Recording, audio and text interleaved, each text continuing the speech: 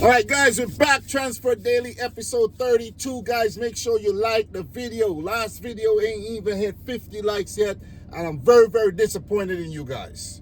I'm very disappointed. Smash the thumbs up button for the video, guys. You know what I mean? Come on, I'm struggling. Help me out. Let's get into today's episode. I got quite a lot to go through. Quite a lot of players, quite a lot of movement in the transfer window, a lot of rumors to address, pardon me.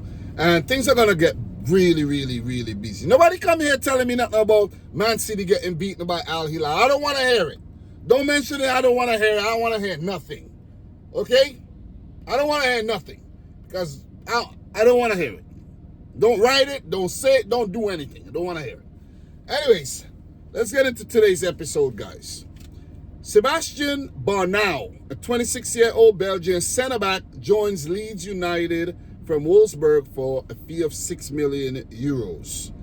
The following players have left their clubs on a contract expiry, and it's just a few of these players because there's quite a lot of them, but as more and more come out, I'm gonna let you know.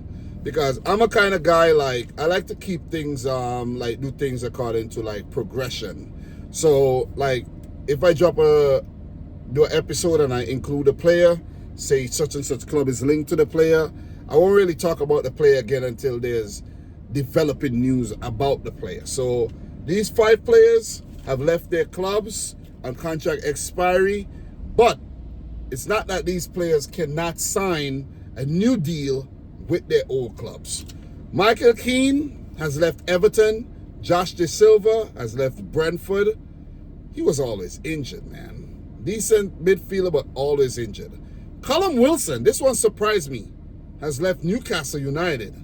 It's going to be interesting to see his next destination. Nelson Semedo has left the Wolves. That one surprised me too. And this one surprised me. Josh Brownhill has left Burnley. Almost said Brownlee. Kane Kessler-Hayden, 22-year-old right back, Aston Villa right back, have joined Coventry in the Championship.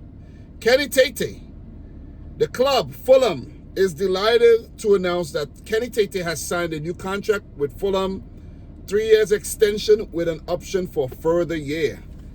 Listen, if you're on the cusp of leaving and the club give you a 3-year contract with an option for further year, that means they increase your money and they convince you to sign that deal. So congratulations to Kenny Tate. Another contract extension, guys. Antoine Semenyo.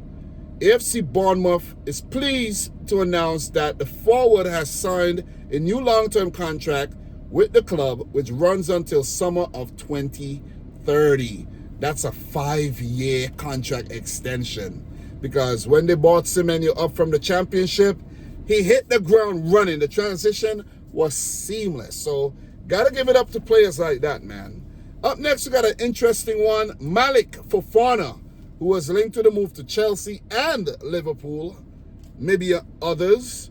It said that Nottingham Forest have agreed a deal with Olympique Lyon for the Belgian winger, but no agreement yet on the player side. Fofana is waiting for the Champions League clubs, with Chelsea still keen on the player. This is according to Fabrizio Romano.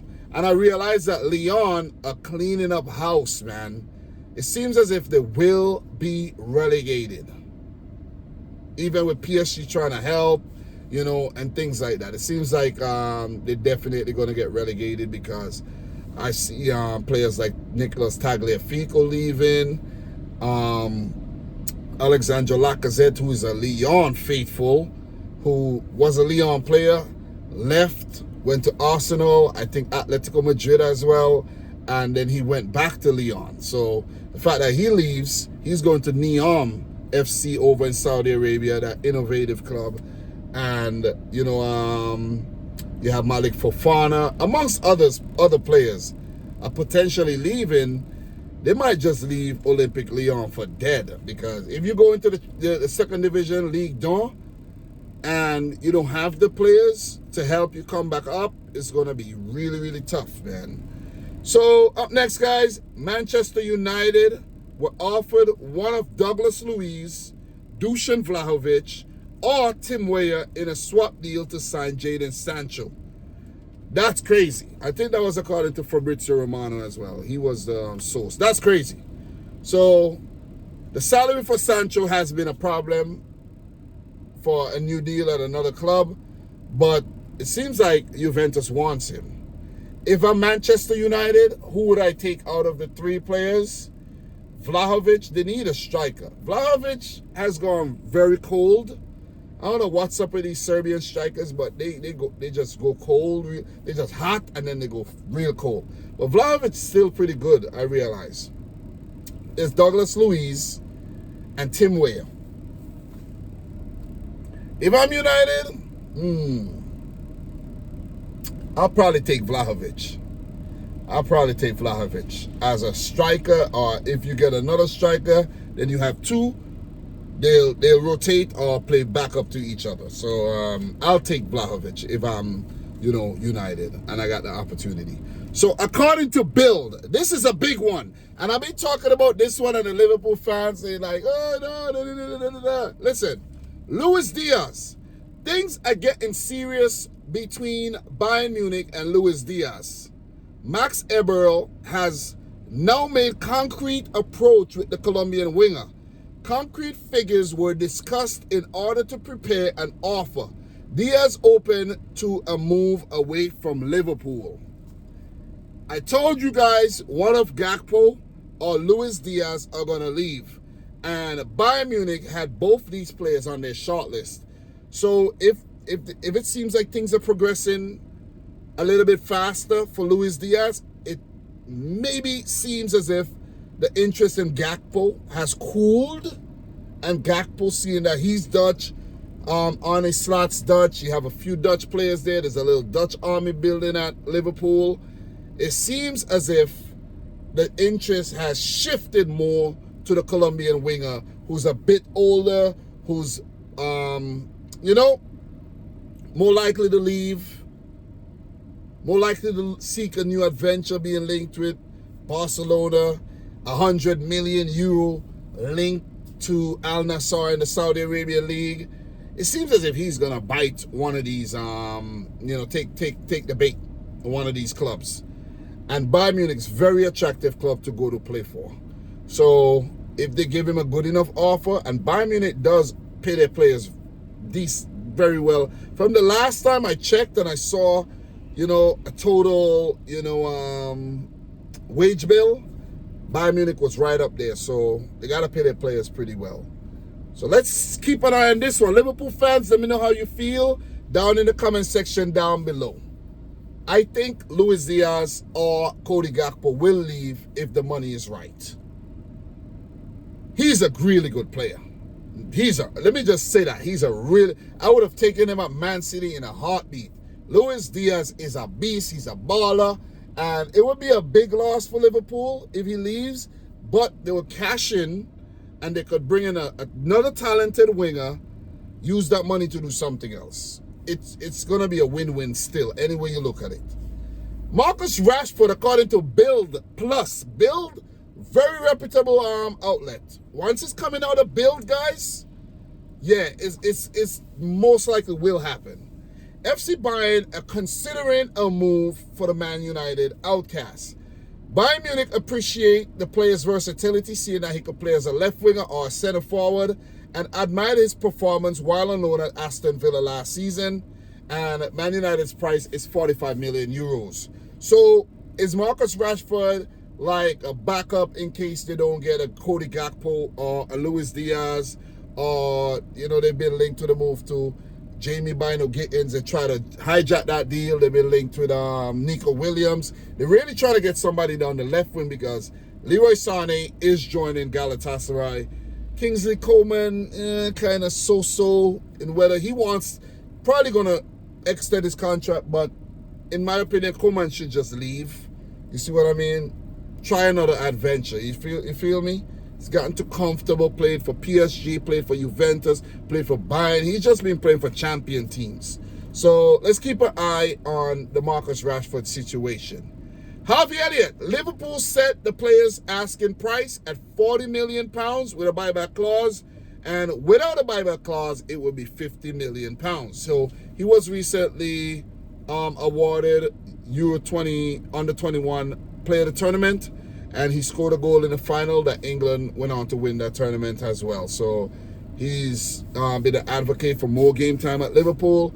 I don't think Liverpool are going to give him more game time. I just think they're probably going to sell the player. Ousmane Diomande, and this one ties hand in hand with the Mark Guehi situation at Crystal Palace. Last year of his contract being linked to the move to Liverpool, interest from Arsenal, interest from Newcastle United, interest even from Tottenham in the past, Chelsea in the past, former Chelsea player as well. So Ousmane Diomande is set to join Crystal Palace in a €55 million move from Sporting CP. So the Ivorian centre-back is only 21 years old. So a lot of potential there. Highly rated. His market value is up there. And Sporting's going to cash in. Not Victor Gyökeres, but Ousmane Diomande. Seems like it'll be the first big sale of the summer. Crystal Palace spending that kind of money. That's crazy when you think about it. 55 million. Crystal Palace. They mean business. So they're set to play in the Europa League, but they're still awaiting UEFA's decision on the whole multi-club situation with John Textor owning Lyon, owning Crystal Palace. Both teams qualified for the Europa League. They're waiting for Lyon to give up their Europa League spot because they got relegated and, you know, so on and so forth. So that's the whole little saga going on there on its own. So if Ousmane Diomande joins Crystal Palace, I think they said that it was like they'll be able to sell Mark Guehi, recoup some of that money for Ousmane Diomande, you know. So yeah, the contracts are like tying in hand, you know what I mean? So let's keep an eye on that one. So let's keep it moving, man. This is the next one. We have Leonardo Balerdi. According to Craig Hope, the Newcastle are exploring a move for the Marseille centre-back. He's currently 26 years old. He's an Argentinian international. His market value is 20 million euros, and he has 3 years left on his contract. So he was a former Borussia Dortmund player. He went to Dortmund from, I think, one of them, maybe River Plate, I think. One of them Argentinian clubs, and now Newcastle have him on their radar. So let's keep an eye on that situation. Noni Madueke. According to Fabrizio Romano, Noni Madueke remains on one of the names on Arsenal's shortlist. No bids or proposals so far, but Arsenal appreciate the winger and they have him on their radar in case they want to pull the trigger. So let's see, man. So because look, I could see it happening because at Chelsea, they got so many options, man. They got Pedro Neto, Noni Madueke, they got Esteval coming in, they got Jamie Bydo Gittins. Who am I forgetting? They got so many wingers. I think Tyreek George is a left winger as well, and he's been, you know, he's going to be involved in the first team next season. So they got Raheem Sterling to sell. Oh, man, am I forgetting any names, man? They got so many forwards at Chelsea. So many forwards. Like, you just got to wait and see what happens, though. It might make a move across London. So, Rico Lewis is in talks with Manchester City for a contract renewal. City really likes the player and wants to keep him at the club for the foreseeable future. For Arsenal-linked centre-back Christian Mosquera, he has given priority to Arsenal amid a new deal proposal from Valencia. So Valencia are either trying to keep the player or time down on a new deal. So if Arsenal want to sign him, there'll be like a buyout clause in there or something like that, or he'll have multiple years left on his contract, which means they'll have to pay more. I think he's worth about 20 million euros right now. Mohamed Kudus from West Ham to Spurs, negotiations on the way.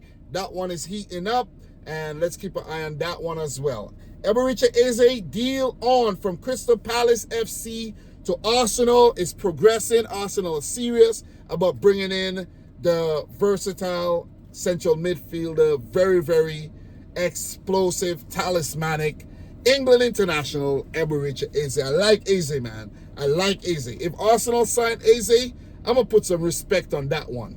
Tiana Barry. Everton are closing in on signing the striker from Villarreal.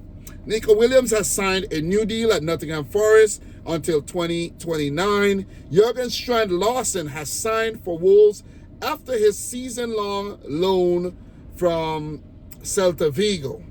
The 25-year-old Norwegian played 35 Premier League matches, scoring 14 goals, picking up 4 assists, and he completed a 27 million euro move.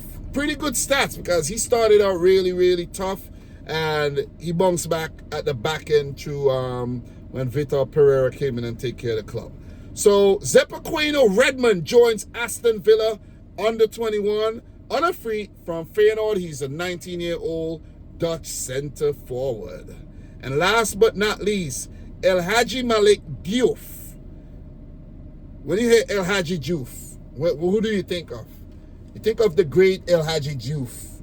I could remember at the 2002 World Cup when I was first introduced to El Hadji Diouf and his drizzling, man. Wow, I just saw a possum run across the road.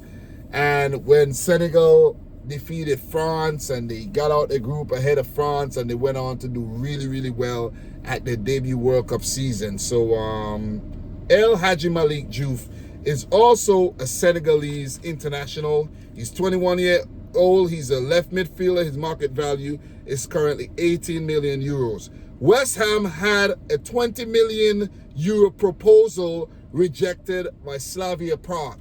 And I'm surprised that Slavia Prague rejected that deal, because them and West Ham are supposedly have some good relations through past signings of Vladimir Kufal and what's his name? Shusek. Can't remember Shusek. What's Shusek's first name? I can't remember his first. Thomas Shusek? I can't remember his first name right now. But, you know, West Ham actually ended up signing 3 players from Slavia Prague, I think.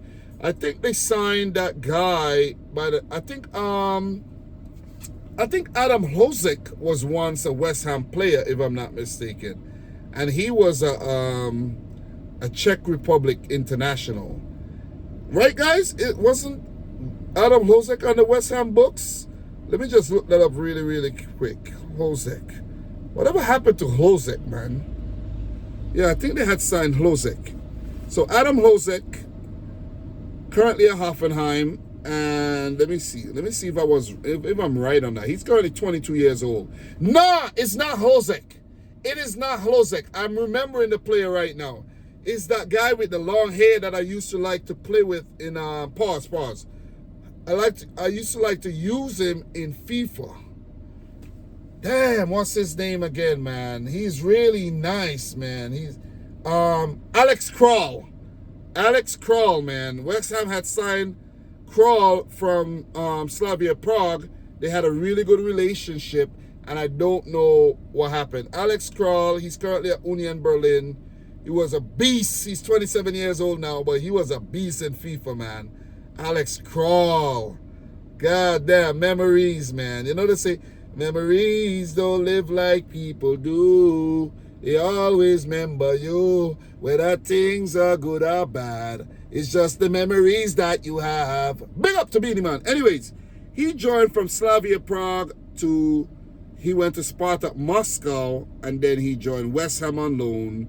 And yeah. So he didn't stay permanently at West Ham. He went there on loan, 5 million loan fee from Spartak Moscow, but he's a former Slavia Prague player. So yeah, West Ham said, yeah, he ain't it. He's not it. So yeah, guys, that'll do it for episode 32. 32 straight days. Well, about 31. I did double episode. Straight days of Transfer Daily with your boy Dominic Rich. Make sure you like the video, subscribe if you're new. I don't want a video to be over 20 minutes, so thanks a lot for watching. Leave me your thoughts down below. And until next time, peace out. Rich Squad. Guys, talk to you tomorrow, man. More to come.